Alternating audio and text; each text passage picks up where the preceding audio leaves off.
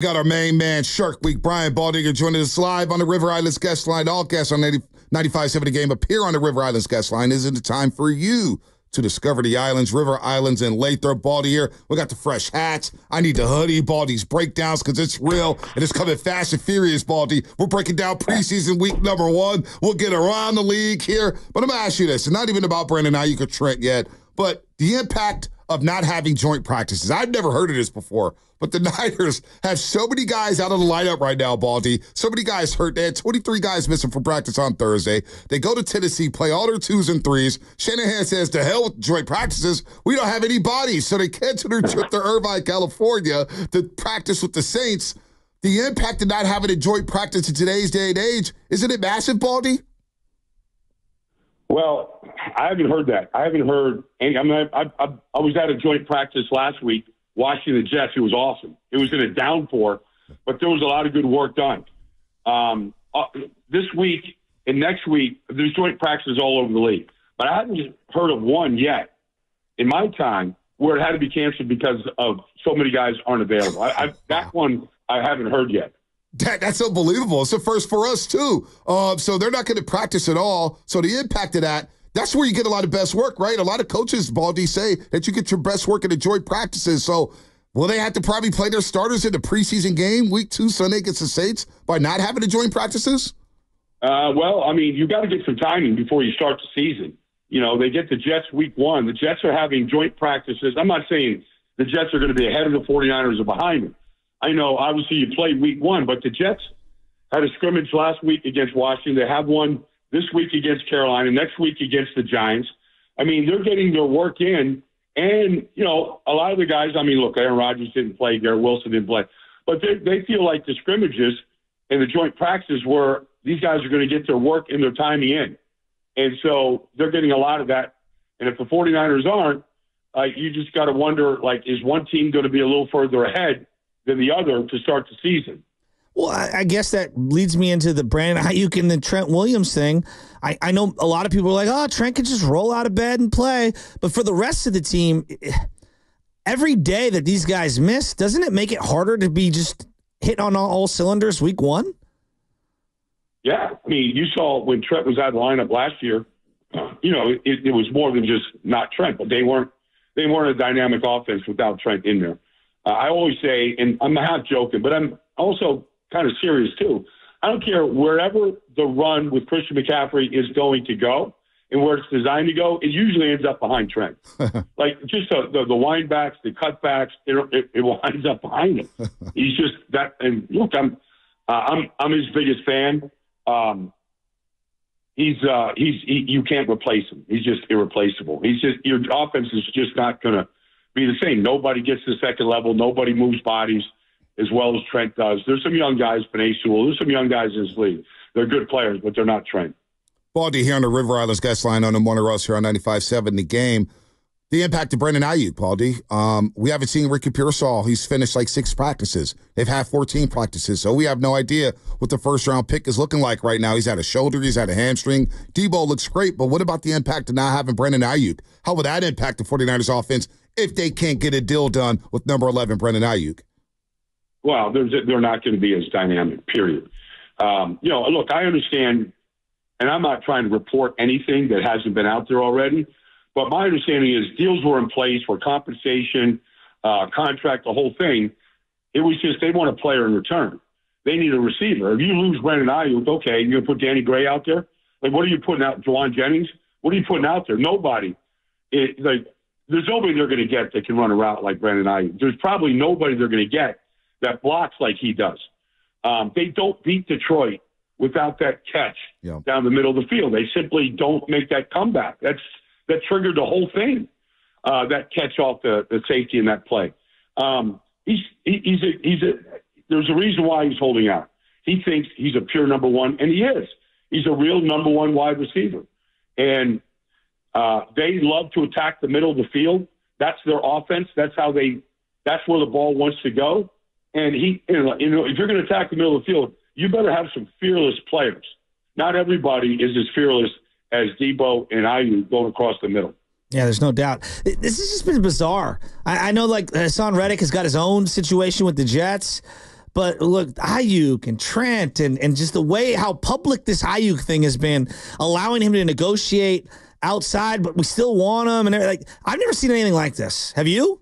Yeah. Well, I mean, it kind of happened to Jimmy a little bit a few years ago, didn't it, Joe? Yeah, like, on the baby field. Yeah, I mean, they were like, he was out there, next thing you know, he's back, after he. So, I mean, we have seen something similar with Jimmy. But, no, look, for anybody to say this isn't a distraction is crazy. Like, it is. Like, it's all everybody's talking about with this team right now is those two players not there. And they're great players. And the 49ers have rewarded great players. They just under the John Lynch, Kyle Shanahan regime, they've rewarded every great player. And so Aiyuk is next up. Trent's like at the very end. He's like, okay, I just saw Penei Sewell. I just saw these guys get rewarded this year. Like, I'm way down the list right now. Let's just put me where I belong. And so it's kind of hard, but money is and I don't think they're thinking about what they have to do to the quarterback. Like, they'll get there when they get there. But for right now, these players think that they have leverage. And it is bizarre, Joe. Like, you can go out to negotiate. Deals are kind of getting done, but not all the way. There's real negotiation going on.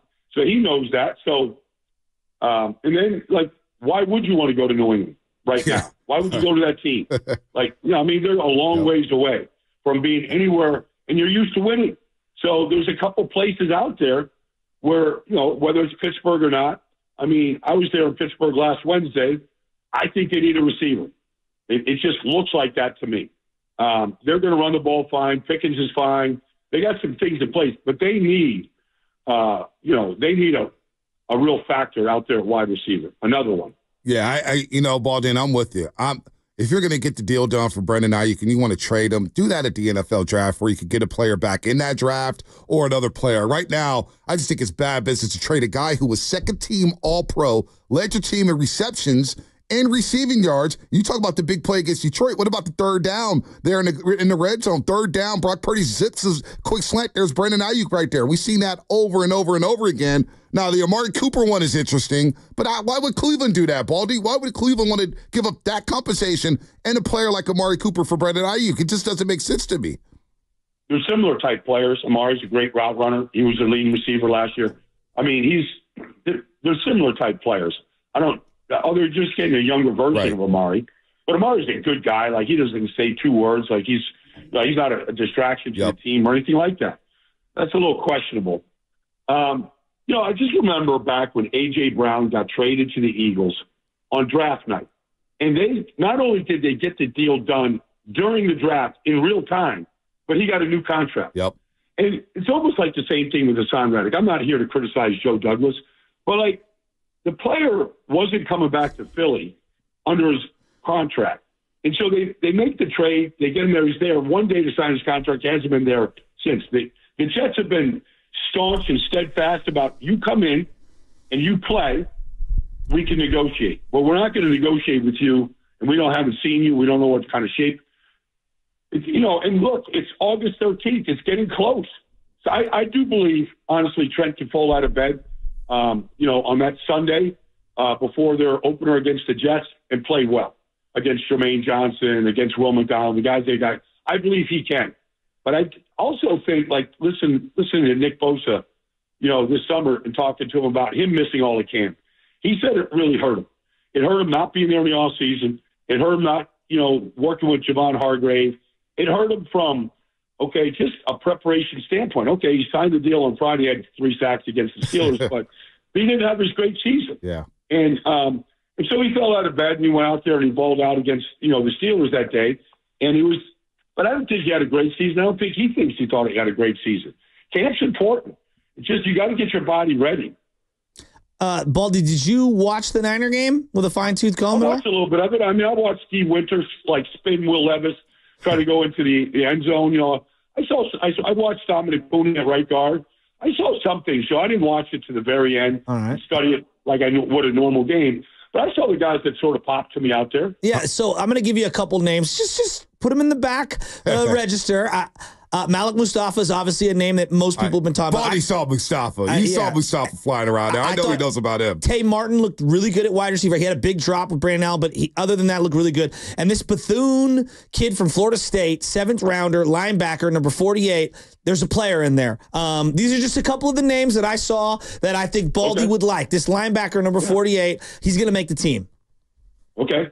Well, I felt like, D. Winters was a 6th-round pick last year, and he popped to me. Like, he missed a tackle down in the 3-yard line, but the next play, when Levis rolled out, like he just splattered him.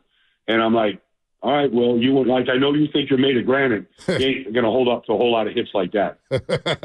He came like a BB and just blew him up. No, there's no doubt. Mustafa played well. D. Winters as well. We're looking around the league before we let you go. Played well. Yeah, J.P. Mason. Yeah, J.P. Mason can run that rock between the tackles. There's no doubt about that. I didn't like him missing the blitz pick up there on one of the pass plays, but he'll work on that. That'll be McCaffrey's doing there. Looking around the league. Obviously, the number 1 overall pick. They're on Hard Knocks right now. New episode tonight on HBO Max. Chicago Bears and Caleb Williams. I'm looking at their win totals, and I'm not trying to talk gambling with you, Baldy, but 8.5 is their over-under for win totals. And I'm saying, has there been a rookie quarterback that's come into a situation where you have Keenan Allen, Rome Odunze, DJ Moore, DeAndre Swift, and a defense that we saw down the stretch last year that looked like a top 5 unit? Call me crazy, but I think the Bears are going to make some noise this year, Baldy. Well, they played a tough division. I mean, I feel like the Packers and the Lions got better this offseason. The Packers got better just by changing their defensive coordinator. That guy could coach. Anybody that's been out to Green Bay this summer, those young wide receiver, Romeo Dobbs, Wicks, like these guys, Jaden Reed, these guys are legit. And the quarterback is. And you look at what Detroit has done, they got better. So the division's tough. But I saw Caleb in his receivers at the Hall of Fame game. I watched the game the other day. Like, he was as advertised. Now, look, it's a small sample. They turn the ball over. He makes the flip to DeAndre Swift on his screen. Like, you start thinking about, that's another Mahomes here.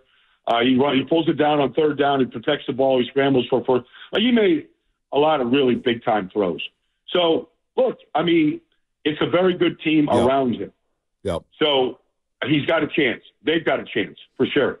Yeah, I'm looking at some of the young quarterbacks. It's made the preseason way more watchable, quite honestly. No doubt. I was like glued to it on Sunday. Thought Penix looked good. He looked very rhythmic. Yep. You could tell he's got good feel. I know he missed a throw. And then I thought Bo Nix looked good. JJ showed a little something. He holds the ball a lot. He obviously had the big throw. I mean, but I just think like this class, you could tell there's a little more feel, and they've played a lot of football, this class of rookie quarterbacks, compared to, let's just say, the 2021 class with Trey Lance and Mac Jones and all those guys who didn't really hit.